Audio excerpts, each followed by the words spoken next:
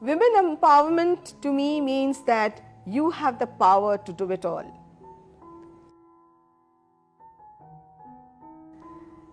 Well, if something makes people happy, it's good to celebrate and to remind that you are full of power, you are capable of achieving whatever you want.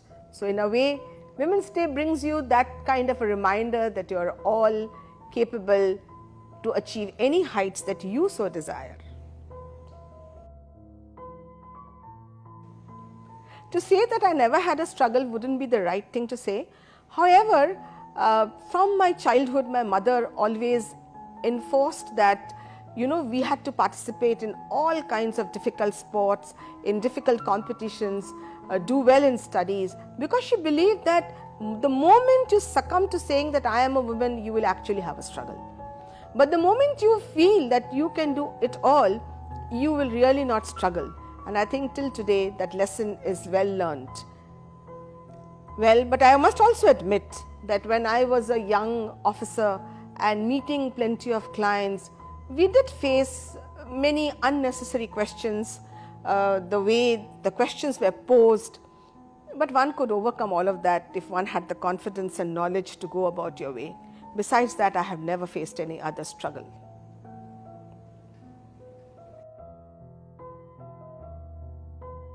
Okay, the two people who have always influenced me in my life are my mother and my spouse.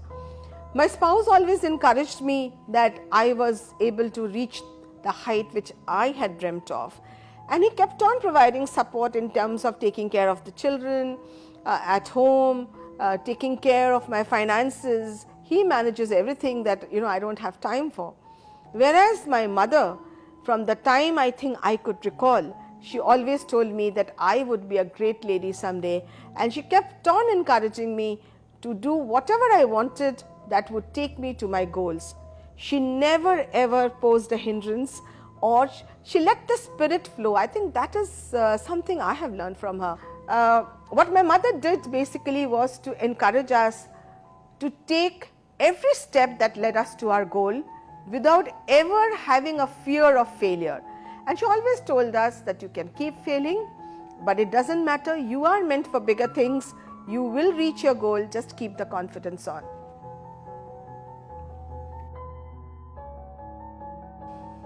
A woman has to believe in her own capabilities to be a superpower. And it is always nice, to grow our own capabilities to become a superpower. There is no need to compete with anyone else.